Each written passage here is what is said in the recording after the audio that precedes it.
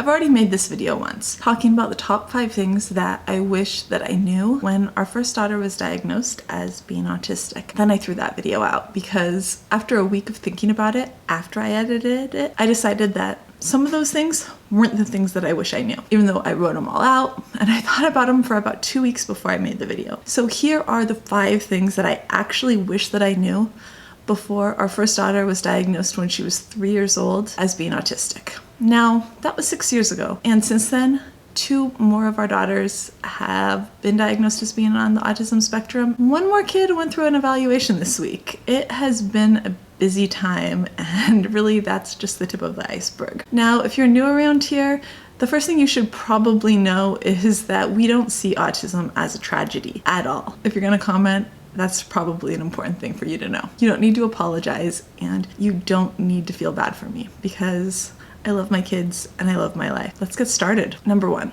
there are some organizations out there that are really invested in making sure that you are afraid. They make their money on fear. If people are afraid of autism, there's more funding in it for them. And so the things that you've heard about autism aren't necessarily what your lived experience is going to be. If you are a parent who's come upon this page because your child just was diagnosed, it may not be anything like the experience that you're gonna have. Now, one thing that you may notice is that I am using identity first language. That is that I'm saying autistic instead of person with autism. And the reason that I do that is because most of the people that I know who are autistic prefer that.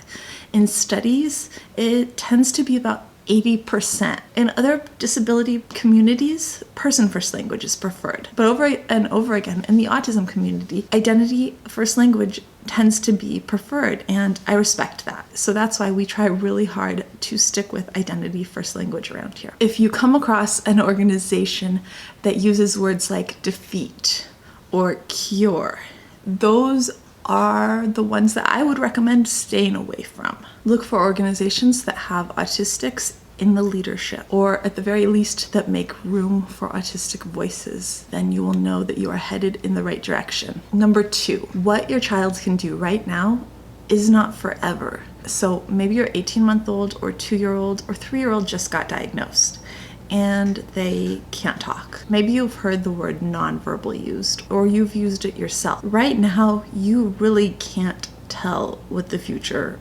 holds. All of our girls have gotten really similar scores on the ADOS, like identically similar. All of our girls live their day-to-day lives in wildly different ways. They interact with the world in wildly different ways, and they need wildly different levels of help. I am always asked who Tessie reminds me of more, and you have to know that I spent a lot of time over the last 3.5 years asking myself that question. It doesn't bother me at all. Tessie's our youngest daughter, and she's 3.5, and I figured out when she was pretty little that she was probably autistic. I've tried really hard to remember that she's her own person who's going to meet her own milestones in her own development, but it's also so clear in my mind that she has 2 older sisters that are both autistic also, and that she reminds me so much of both of them in so many different ways. And so it's hard not to be like, oh, she's hitting this milestone like Sadie, she's hitting this milestone like Maggie. And to do these comparisons, that it's very difficult not to do. And she's calmer than either of them. She has the best fine motor skills that I've seen, and her problem solving skills are phenomenal. And she's calmer and more laid back than either of them, even though it's very clear to me that she has so many sensory issues. It's just that she figures out how to meet them in quiet ways, where she'll like go off and do this little sensory thing where I see that she's doing a stim and like meeting her own sensory needs on her own, instead of doing it in some loud disruptive way that is dangerous most of the time. But you can bet that I have wondered, is she gonna start talking soon? Of course I've wondered that. But if there's one thing that my older daughters have taught me, is that you can't guess the future, because there have been so many times when I've thought, okay, so if this kid is like this now, then obviously I am going to be caring for them for the rest of their life. And then they make huge strides in the next year where they're at a place where I couldn't have imagined they were at this place 12 months ago. And maybe I will be caring for one of my kids for their whole lives. I think that's very likely. But at the same time, I know there's a chance I won't. I have no idea. When people ask me that question about Maggie, I say, you know what? It wouldn't surprise me if she was like teaching some complex class at MIT, and it wouldn't surprise me if she was living with me for her entire life, and either one will be absolutely okay.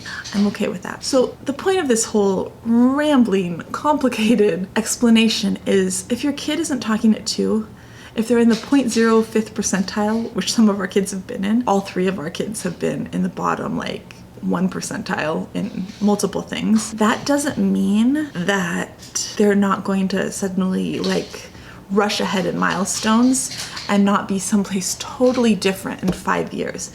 It doesn't mean that they're not going to ever speak. It doesn't mean that they're going to be nonverbal. It doesn't mean anything at all. What your child is doing at 2 or 3 doesn't tell you that much about their future. And now the cat's found a straw. Number 3, people told me that my life really hadn't changed. They said, this is still the same kid you always had. And that was upsetting for me, but not for the reason that you think. It wasn't because I really thought I had some new kid, that Maggie being autistic made her different. It was because I knew that suddenly I had all these new people in my lives, and I am the most socially anxious, shy person ever, and I wanted our lives to stay the same. I wanted to keep walking to the park and living in our own little social bubble, and I didn't want that to change. That was the part that scared me the most when she was diagnosed. So our lives did change. A lot, but it was replaced by something really good. It was replaced by a lot of support and a lot of help. And I know that this isn't the same everywhere. I know that this might not be exactly the same where you are. I don't know where it's like where you are. I think that the support that kids need should be available everywhere, and I wish that it were. The good thing about diagnosis was that now I could go and look for information and figure out new ways to communicate. Once I could learn about the barriers that stood between us in communicating, I could start figuring out ways to communicate. I had to see what was going on before I could start coming up with solutions. I had to know that there were all these sensory issues going on with Sadie and with Maggie and with really all of our kids before I could give them the tools to solve them. And really, that's why I think Tessie's such a laid-back little kid. She has grown up where there's sensory seeking tools, sensory avoiding tools that she can access on her own. And I think that that has made her life so much easier from a very, very young age. So while our world did change and it did become less the little bubble that I kind of wanted it to be because I am a super ultra introvert, it also became better because I couldn't do it on my own and I needed to learn and I needed extra support even if I didn't recognize it at the time. Number 4, I think it's really important to listen to autistic voices, which I've mentioned earlier in this. And I think that at this point, I feel like it's never been a better time to be able to find autistic voices offering advice for your children. If you have a child who has a sensory need or has a problem, you can find people out there who have gone through the same thing and you can get advice and ideas, and that is a very valuable tool. Personally, as a person who has a lot of sensory issues, who grew up with sensory issues, it helps me to be able to see sensory issues my kids have and know what helps me to be able to help them. If you can find people who are going through the same things your kids are going through, that can be extremely helpful. And my last piece of advice is enjoy your kids' stims that are safe. Now, stims are self-stimulatory behaviors. So like flapping or spinning, or Tessie likes to put her hands up in the air like this, like she's a ballerina, and look up through her fingertips. I just found that one out today. And afterwards, she curtsies. That's a new favorite of mine. She has some that are not so safe. Her newest one is the sound of tinkling glass. So we can't do that one. But I love to encourage all the other ones. One of hers is this. And so if there are stims, and if you have a kid on the spectrum, they're very likely to have stims. Encourage them, try to enjoy them together.